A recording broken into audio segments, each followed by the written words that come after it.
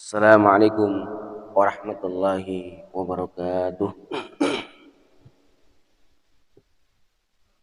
Innal hamdalillah nahmaduhu wa nasta'inuhu wa nastaghfiruh wa na'udzu billahi min shururi anfusina wa sayyiati a'malina. May yahdihillahu fala mudhillalah wa may yudlil fala hadiyalah. Asyhadu an la ilaha illallah wahdahu la syarikalah wa asyhadu anna Muhammadan 'abduhu wa rasuluhu la nabiyya wa la rasula ba'dah. Allahumma salli ala Muhammad wa ala alihi wa ashabihi wa man tabi'al huda ila yaumil qiyamah. Amma ba'd, hadirin jamaah salat subuh rahimani wa rahimakumullah. Alhamdulillah, puji dan syukur mari senantiasa kita panjatkan kepada Allah Subhanahu wa taala atas limpahan nikmat yang telah Allah karuniakan kepada kita, dan senantiasa Allah limpahkan nikmatnya kepada kita, wabil khusus nikmat iman, nikmat Islam, juga nikmat kesehatan dan kesempatan, sehingga di pagi hari yang sejuk ini Allah masih bangunkan kita setelah Allah matikan kita sejenak, sehingga kita bisa melaksanakan ibadah sholat subuh, kemudian mengikuti aktivitas thalabul ilmi. Mudah-mudahan aktivitas kita ini dicatat oleh Allah Subhanahu wa taala sebagai amal soleh dan Allah lipat gandakan pahalanya untuk kita semuanya. Salam dan salawat tidak lupa pula tentunya mari kita haturkan kehadiran suasana kita, kauladan kita, panutan kita, yakni baginda Rasulullah Muhammad sallallahu alaihi wasallam, yang telah diutus oleh Allah Subhanahu wa taala untuk umat manusia ini agar mengajak manusia keluar dari kegelapan kepada cahaya, keluar dari kejahiliaan kepada pelita ilmu pengetahuan, pada hidayah Allah Subhanahu wa taala. Juga diantaranya bagian dari risalah agar mengajak manusia keluar dari kegelapan kepada cahaya itu, maka beliau pun membacakan petunjuk Allah Subhanahu wa taala kepada kita. Allah utus Rasulullah Muhammad SAW untuk membacakan Al-Quran ini kepada kita, agar kita hidup dalam bimbingan Allah Subhanahu wa taala. Huwallazi ba'atsa fil ummiyina rasulan minhum yatlu alaihim ayat, untuk membacakan ayat-ayat agar umat manusia ini benar-benar mampu hidup dalam petunjuk Allah Subhanahu wa taala, agar umat ini benar-benar dapat keluar dari kegelapan menuju kepada cahaya. Allahu waliyul ladzina amanu yukhrijuhum minadh dhulumat ilan nur. Bukan hanya sekedar membacakannya, namun juga Allah dengan mengutus Rasulullah Muhammad SAW hendak membersihkan umat manusia ini dari berbagai macam hal yang bisa menjadikan umat ini bergelimang dengan kegelapan. Maka dengan risalah dinul Islam ini Allah bersihkan kita. Allah bersihkan kita. Juga diutusnya Rasulullah SAW ini untuk mengajarkan pula kepada kita. Wa yu'allimuhumul kitab, untuk mengajarkan kepada kita Al-Quran ini.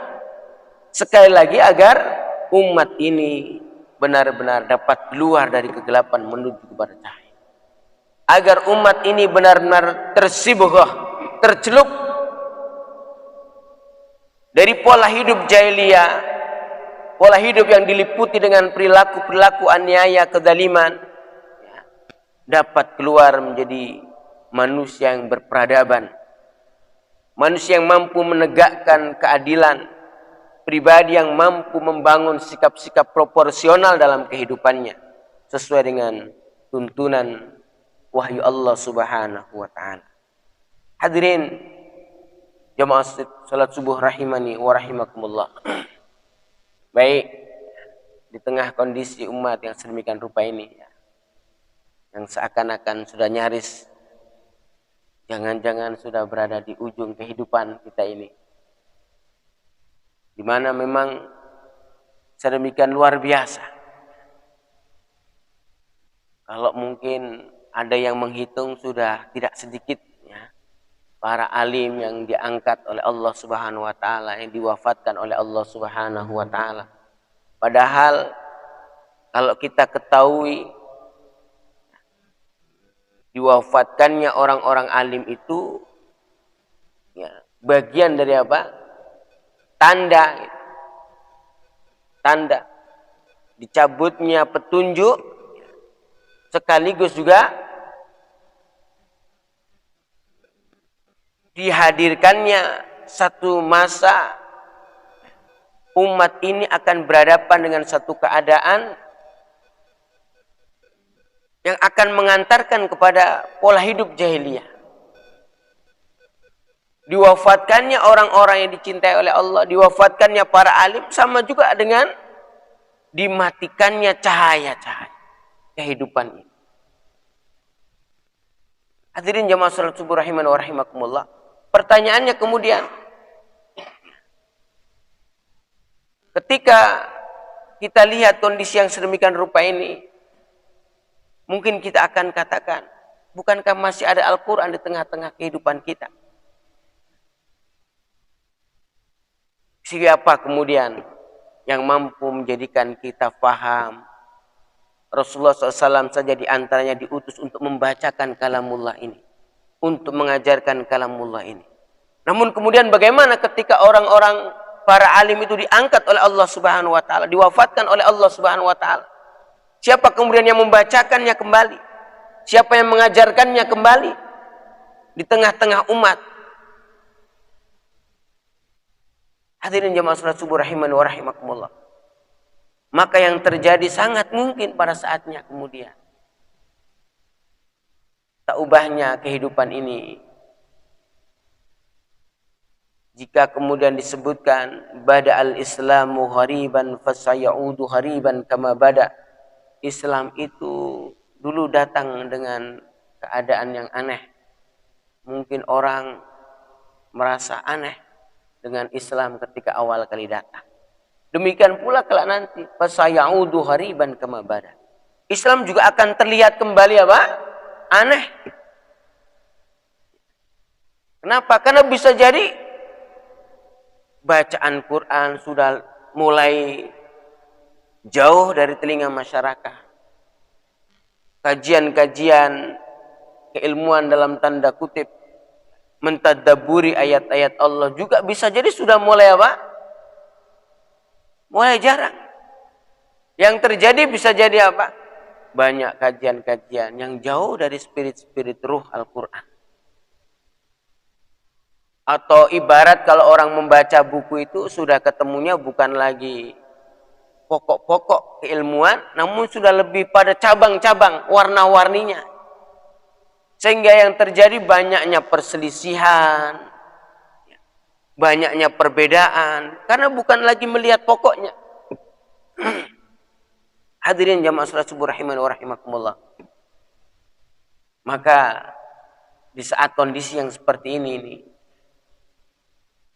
di mana kemudian akhirnya para ulama yang sudah sedemikian banyak wafat, hingga akhirnya pengetahuan umat ini antara yang hak dengan yang batil pun pelan-pelan mulai terkaburkan. Maka kemudian muncul fitnah antara yang hak dengan yang batil itu sudah semakin kabur. Ya. Tumbuh dalam kehidupan hal-hal yang mutasyabbihat, yang kemudian menjadikan umat ini seakan-akan ini jane benar atau salah.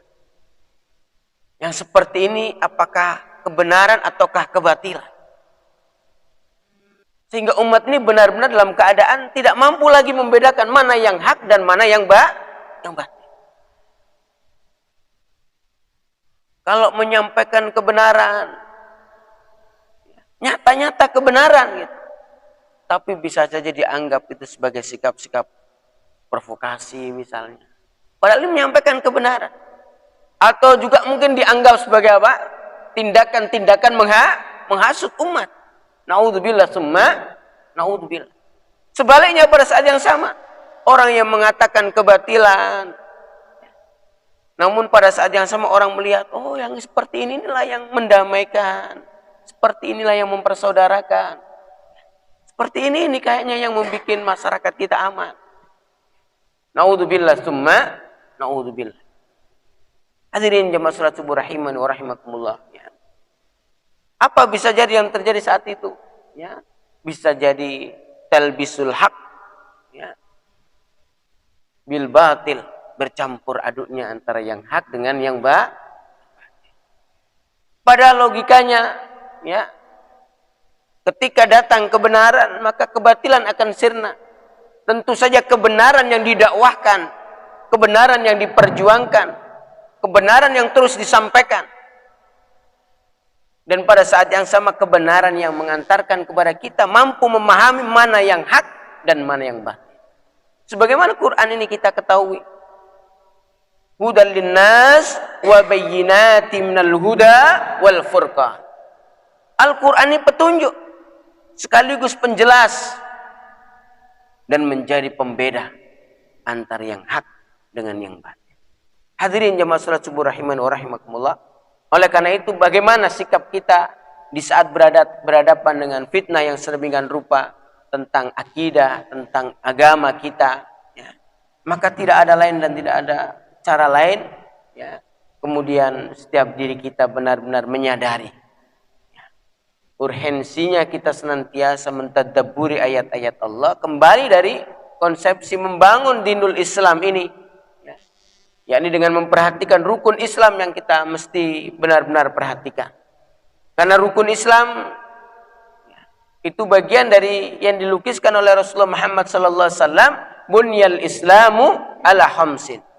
Syahadatu an la ilaha illallah wa anna Muhammadar Rasulullah wa tuqimas shalah wa tu'tiyaz zakah wa tasumar Ramadan wa tahujjal baita in istata'a ilaihi sabila. Bagaimana menjaga agama kita di tengah fitnah yang sedemikian rupa? Maka pertama mesti kita perhatikan bagaimana keimanan kita kepada Allah Subhanahu wa taala. Bagaimana keyakinan kita kepada Allah Subhanahu wa taala. Dengan senantiasa merujuk kepada kitabullah dan sunnah Rasulullah. Hingga bisa jadi pada saat itu setiap diri kita dituntut untuk benar-benar seakan-akan mendekatkan diri kepada Allah Subhanahu wa taala.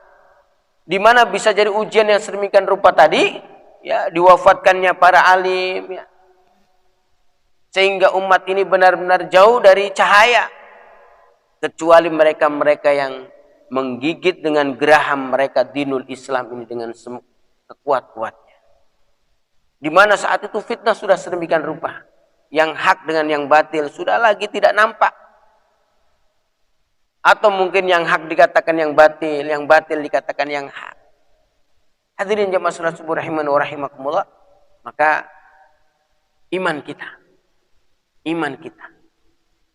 keyakinan kita kepada Allah Subhanahu wa taala. Hari ini saja kita bisa jadi, kemarin yang mungkin cukup, ya, ramai di tengah-tengah masyarakat tentang corona ini. Dengan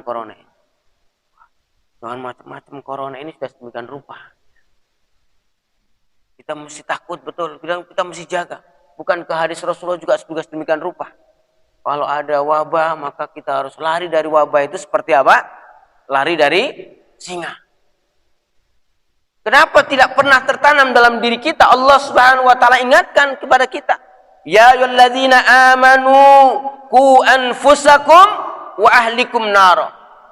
Hai orang beriman, jaga dirimu dan keluargamu bukan dari corona, dari api neraka. Dari api neraka. Tapi pernahkah di antara kita kemudian sempat takut? Ya, nanti keluarga saya kalau masuk neraka gimana ya? Gitu. Pernah ada yang begitu mungkin? Tapi ketika kemudian info ini, wah ini kayaknya corona sudah bermutasi nih. Wah sudah semakin kalut. Ini ada model corona baru sekarang ini. Sudah kemudian sedemikian rupa. Pesan takwa yang dikumandangkan khotib di atas mimbar, ittaqullah, ittaqullah. Itu pesan takutlah kepada Allah. Dengan cara bagaimana sikap takut kita? Bagaimana takwa kita kepada Allah Subhanahu wa taala? wujud rasa takut seorang hamba kepada Allah. Dia laksanakan perintahnya, dia hindarkan segala hal-hal yang dilarang oleh Allah Subhanahu wa taala. Sebagaimana kita juga takut pada corona hari ini bisa jadi. Apa saja yang menjadi aturan supaya kita terhindar dari corona kita laksanakan. Apa-apa yang ya bisa menimbulkan corona ini tertular, maka kan kita hindarkan juga. Nah, kita lakukan hal-hal yang bisa berdampak positif ya dan berdampak negatif. Hadirin jamaah salat subuh rahiman wa rahimakumullah. Baru bicara tentang corona sudah banyak perdebatan. Ya. Ulama yang satu berkata begini, siapa yang takut sama corona? Berarti dia takut sama Allah, ada yang bilang begitu. Ada juga yang sebaliknya. Ya. Pertanyaannya sebenarnya simpel saja. Apa yang dimasalahkan dengan corona ini? Itu kira-kira. Apa yang dipermasalahkan? Bukankah corona adalah makhluk Allah Subhanahu wa taala? Yang pernah saya sampaikan pada kesempatan yang sama. Ada dua hadis yang kesannya kontradiksi. Menyebutkan bahwa penyakit itu bisa saja menular. Penyakit itu bisa saja menular. Dan hadis yang lain menyebutkan ada penyakit yang orang sebut menular, itu sebenarnya juga penyakit itu tidak menular. Penyakit itu menular dalam konteks ya. Penyakit itu menular dalam konteks karena memang penyakit itu difahami umum begitu. Penyakit itu menular. Tapi menjadi tidak logis pertanyaannya, kalau penyakit itu menular, terus yang pertama kali kena dari siapa? Tertular dari siapa? Bahkan pernah ada kejadian tentang sudah corona ini. Dalam satu rumah itu ada salah seorang itu yang sudah panas, sudah sakit luar biasa. Keluarganya itu memeluknya, ya semuanya. Bahkan tidur pun semuanya pada dekat sama dia gitu. Bawa ke rumah sakit, sudah positif sudah. Kemudian satu keluarga itu otomatis diperiksa semuanya. Satu keluarga itu tidak ada yang kena. Ya gitu saja. Kalau penyakit itu menular, mestinya satu keluarga kena semua itu sudah. Dalam tanda kutip maksudnya tidak menular di sini artinya apa? Iman yang bicara. Dalam konteks akidah, keyakinan. Siapa saja bisa Allah kehendaki terkena penyakit. Sebagaimana siapa saja bisa Allah hindarkan dari penyakit. Tidak ada yang dapat memberi manfaat, sekaligus juga tidak akan dapat memberi madarat illa biiznillah, kecuali atas izin Allah Subhanahu. Itu bahasa iman. Itu bahasa seorang yang memiliki keyakinan kepada Allah Subhanahu wa taala. Hadirin jemaah salat subuh rahimani wa rahimakumullah. Maka di sini saja sudah sedemikian rupa. Bagaimana iman kita, keyakinan kita kepada Allah? Apakah ancaman tentang neraka yang Allah sebutkan innallaha syadidul iqab? Sungguhnya siksa Allah, hukuman Allah itu amat sangat keras. Bahkan ketika menyebutkan ya, jagalah dirimu dan keluargamu dari siksa api neraka, tidak cukup berhenti di situ. Di mana bahan bakar api neraka itu dari manusia, juga dari batu. Tidak sampai berhenti di situ. Bagaimana ngerinya neraka itu? Masih Allah sebutkan alaiha malaikatun giladun syidah. Di atasnya ada malaikat yang amat sangat keras. La ya'sunallaha ma amarahum wa yaf'aluna ma yu'marun. Yang tidak pernah bermaksiat kepada Allah, yang tidak pernah mengingkari perintah Allah. Apa saja yang Allah perintahkan kepadanya, maka dia akan laksanakan. Hadirin jemaah salat subuh rahimani wa rahimakumullah. Maka bangunan Islam bagian dari sarana tegaknya agama dalam diri kita, juga dalam kehidupan umat masyarakat, dalam kehidupan masyarakat. Iman yang benar, ya, maka kemudian akan terkait dengan ya, imun yang baik juga tentunya. Iman yang benar akan berdampak pada imun yang baik juga. Kenapa? Karena keyakinannya kepada Allah tidak tergoyahkan. Yang paling penting bagi kita adalah sikap ikhtiar. Namun pertanyaannya, apakah ikhtiar itu akan menentukan hasilnya? Sekalipun orang akan katakan, hasil itu tidak pernah membohongi ikhtiar seseorang. Bisa saja. Namun bagi Allah Subhanahu wa taala kadang-kadang hasil tidak berkolerasi dengan ikhtiarnya. Ikhtiar kadang-kadang juga tidak otomatis mendapatkan hasil yang diinginkannya. Tidakkah kita belajar dari fenomena Hajar misalnya? Hajar itu melakukan apa? Sa'i. Safa, Marwah. Safa, Marwah. Karena apa? Ikhtiar. Karena dia sudah tidak mendapatkan lagi air susu untuk anaknya Ismail. Dia berharap mungkin di Safa ada sesuatu. Kalau enggak mungkin di Marwah. Bukan cuma sekali, 2 kali atau 3 kali. Sampai 7 kali. Safa, Marwah. Safa, Marwah. Safa, Marwah. Dia dapatkan sesuatu? Tidak. Maka kemudian disebut apa yang dilakukan Hajar ini dengan sebutan sa'i. Sa'i, sa'yun. Usaha. Tapi dia tidak dapatkan apapun. Tidak dapatkan apa-apa. Bahkan justru kemudian yang terjadi Ismail, ya dari pancatan kaki Ismail, ya karena mancat gitu, ya nendang kakinya gitu kan, ternyata keluar apa? Air Zam-Zam. Hadirin jamaah salat subuh rahimani wa rahimakumullah. Tapi bahasa iman, ya bisa jadi ada korelasi yang lekat, hubungan yang kuat antara ikhtiar Hajar dengan Ismail. Bisa jadi ada hubungan. Kenapa? Karena toh yang diusahakan oleh Hajar didapatkan pula. Hadirin jemaah salat subuh rahimani wa rahimakumullah. Bicara iman, bicara keyakinan, memang perlu kita renungkan ini. Bukankah Allah Subhanahu wa taala menegaskan idza arada syai'an ay yaqula lahu kun fayakun. Kalau Allah tuh berkehendak, bisa jadi. Maka Allah ingatkan kepada kita, banyak kita dapat di hadis-hadis Rasulullah Muhammad SAW. Yang menggambarkan ya, agar kita ini tidak bersandar dengan amal kita. Agar kita tidak bersandar dengan amal kita. Karena tidak sedikit pula orang itu yang kemudian terjebak.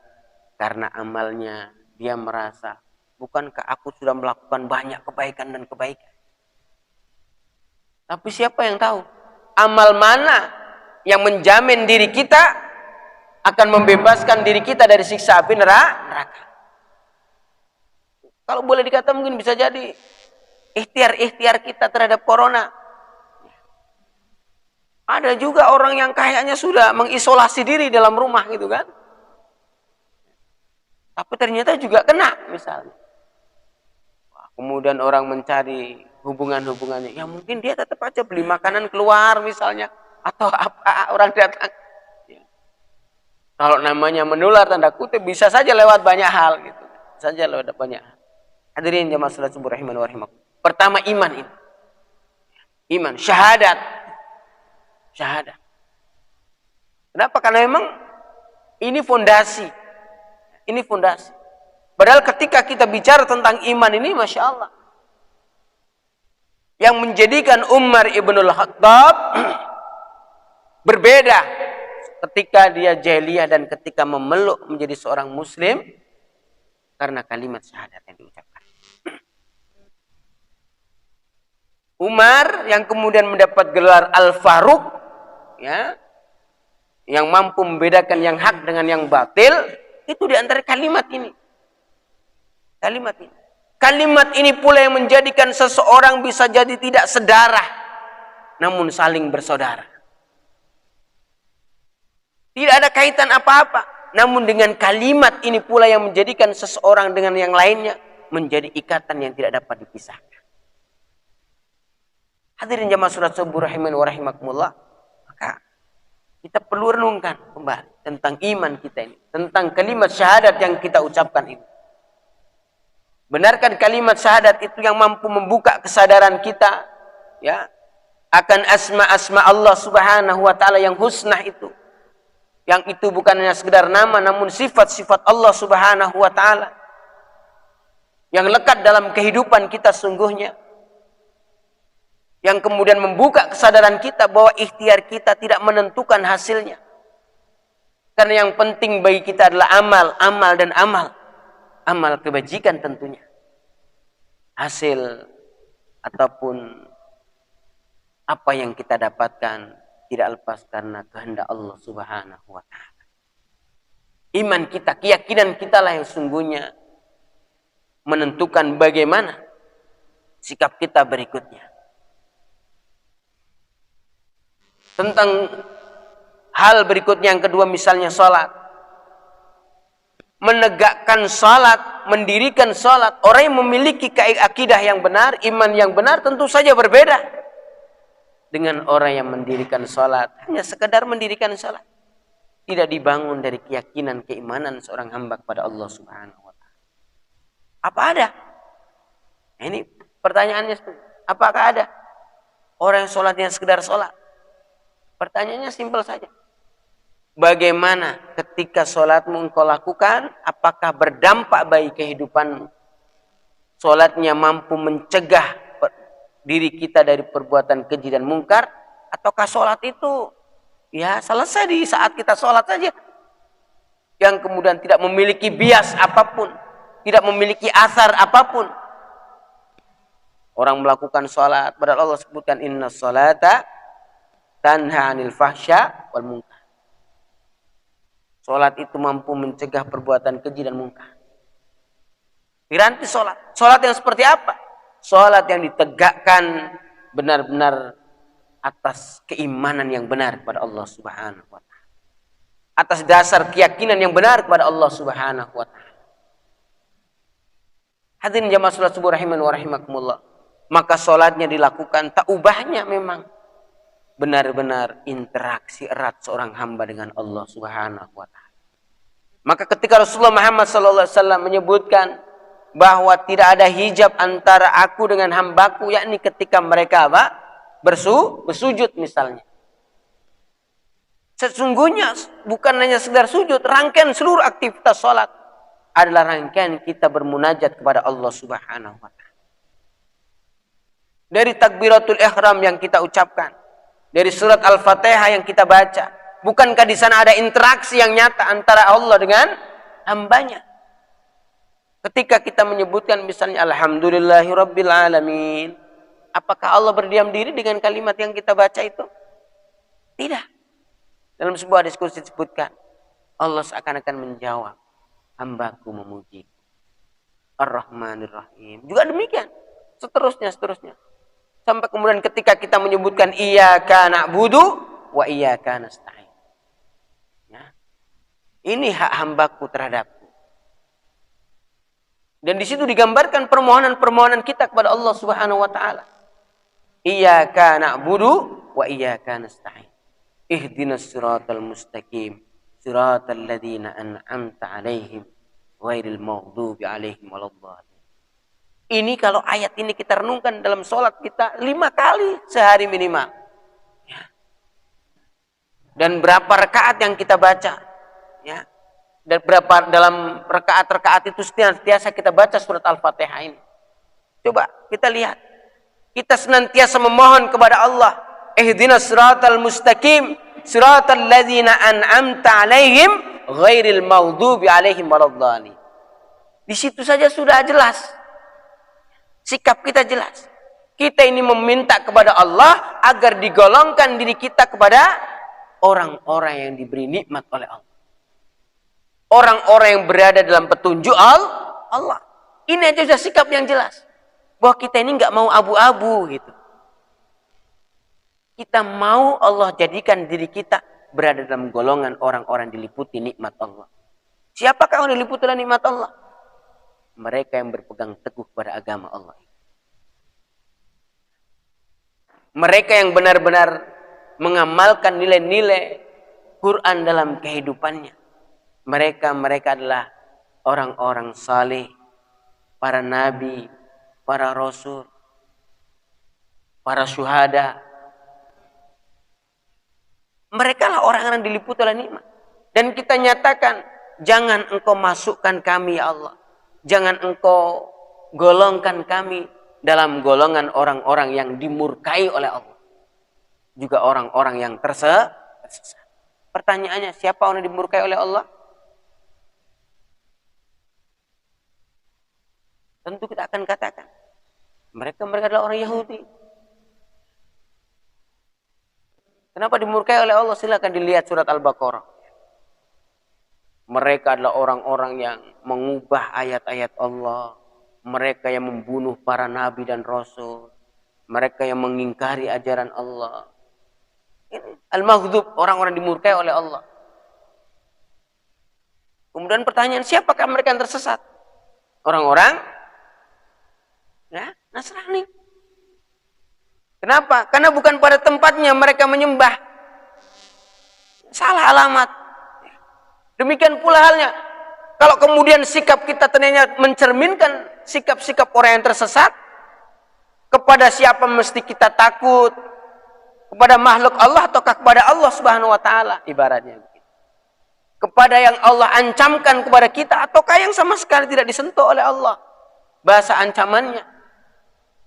Hadirin jamaah salat subuh rahimani wa rahimakumullah.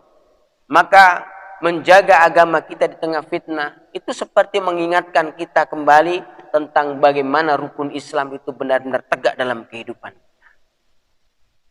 Bukan hanya kita hafal rukun Islam itu ada 5, 1 syahadat, 2 salat.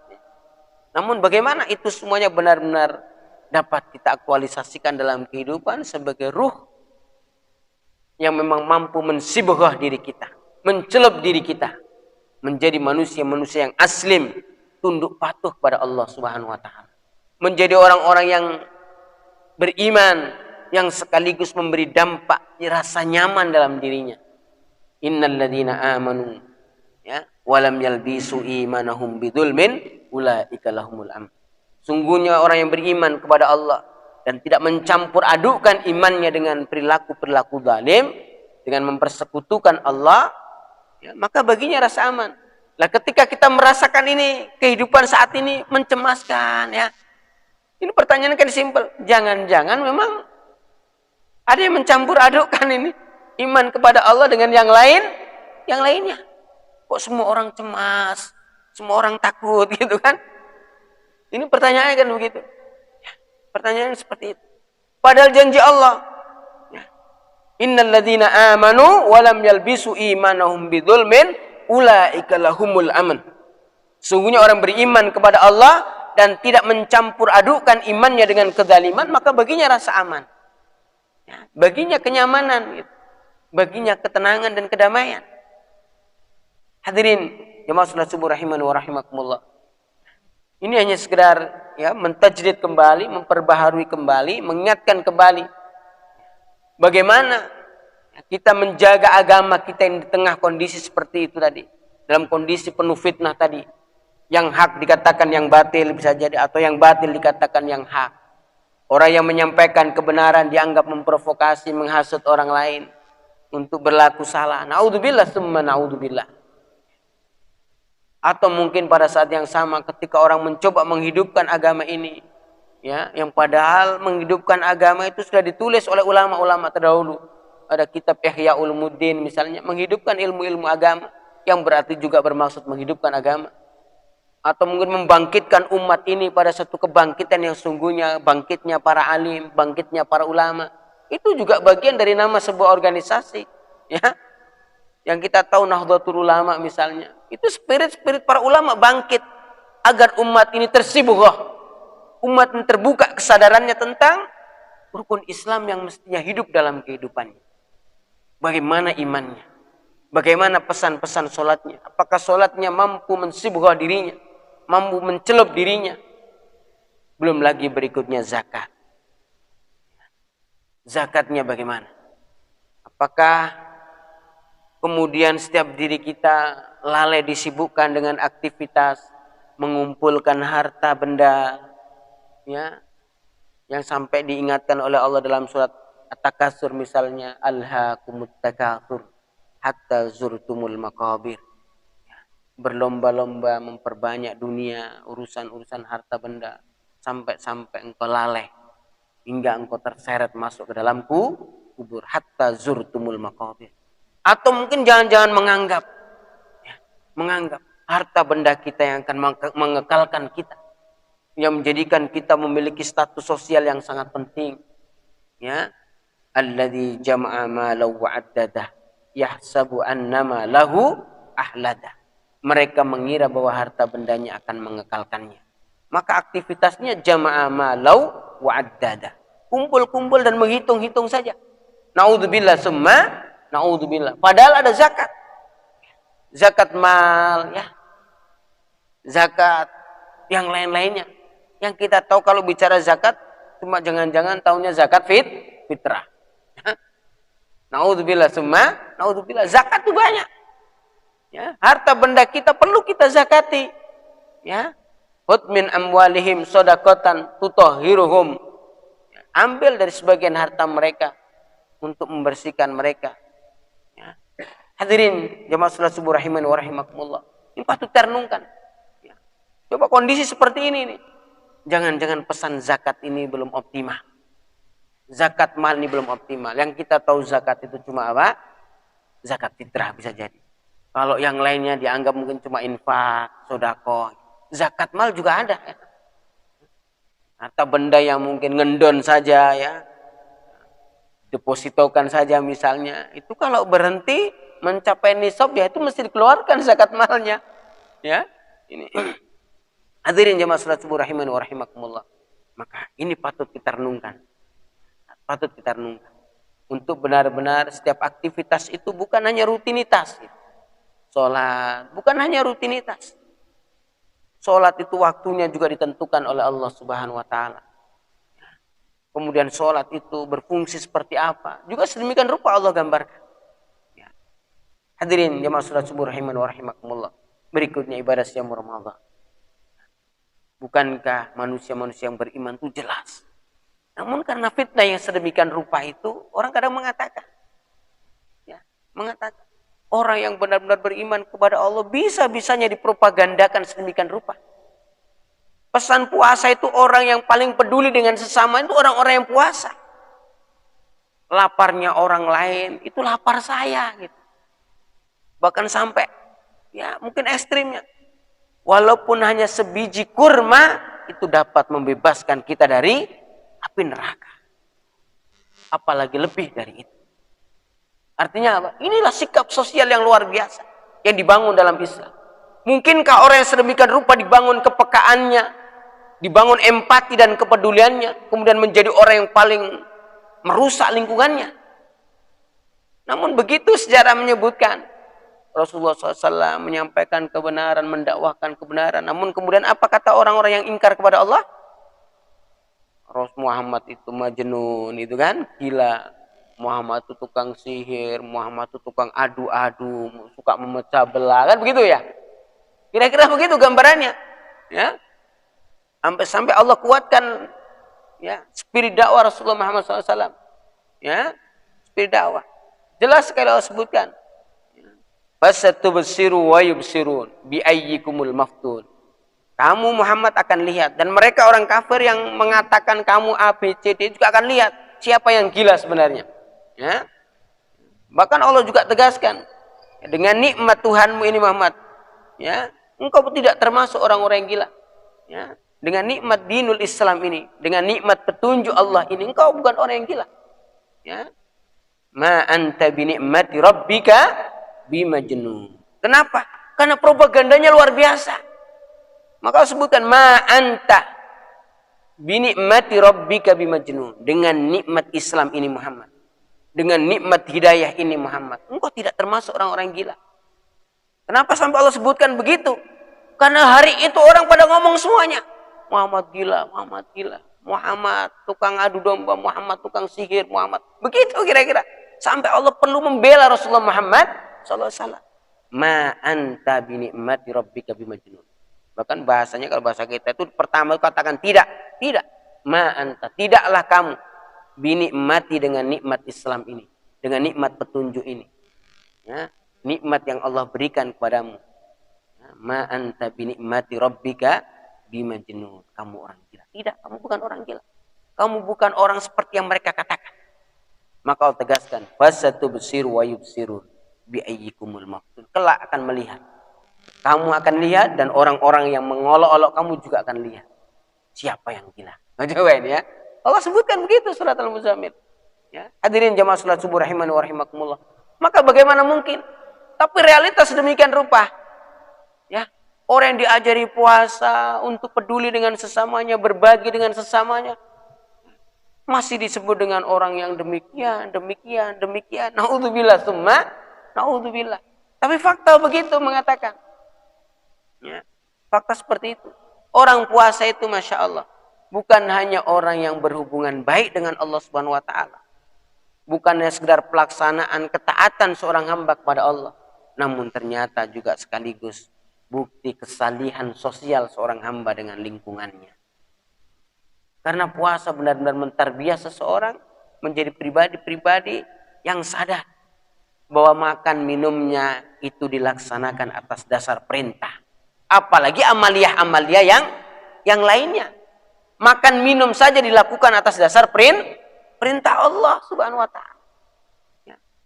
Maka ketika Allah perintahkan dalam surat Al-Baqarah itu rentetannya memang ya, tadi perintah melaksanakan siam Ramadan, kutiba alaikumusiyam, berikutnya apa? Larangan Allah untuk tidak makan harta saudara dengan cara yang batil. Wala ta'kulu amwalakum bil batil. Bagi orang beriman sangat mungkin dan mudah sekali untuk tidak makan harta orang lain dengan cara yang batil. Kenapa? Karena sudah Allah tarbiyah makan minumnya atas dasar perintah Allah Subhanahu wa Ta'ala. Maka puasa yang benar tentu saja mampu mentarbiyah seseorang. Benar-benar soleh secara pribadi, juga soleh sosialnya. Orang yang paling peduli dengan lingkungannya. Sebagai cermin hubungannya yang baik dengan Allah Subhanahu wa Ta'ala.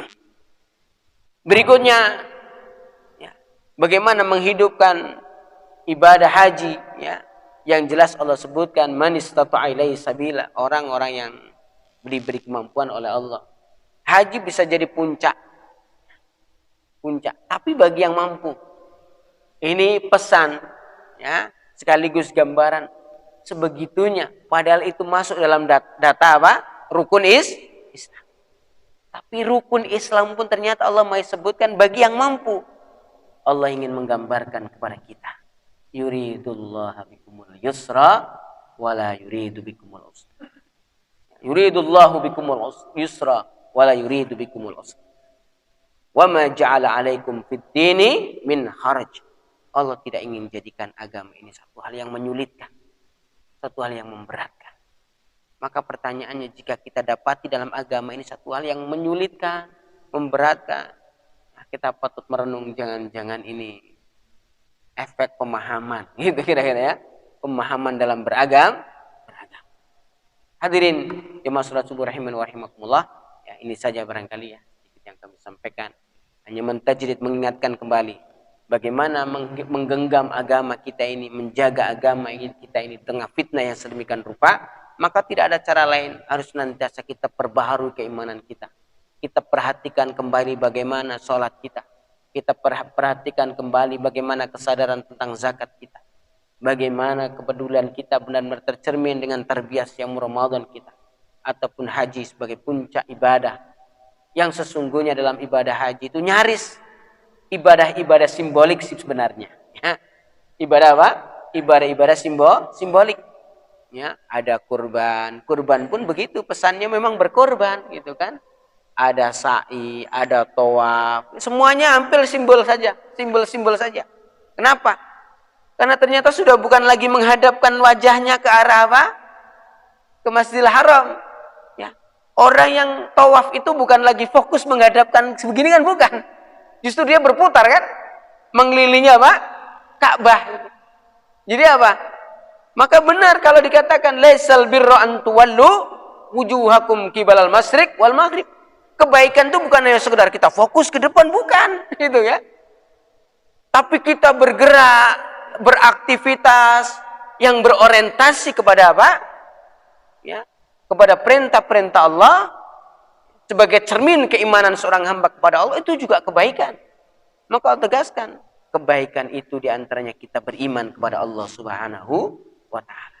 Demikian, hadanallahu wa iyyakum ajmain. Aqulu qouli hadza wa astaghfirullahaladzim minkum. Wallahu a'lam shawab. Billahi taufiq wal hidayah wa ridha wal inayah. Wassalamualaikum warahmatullahi wabarakatuh.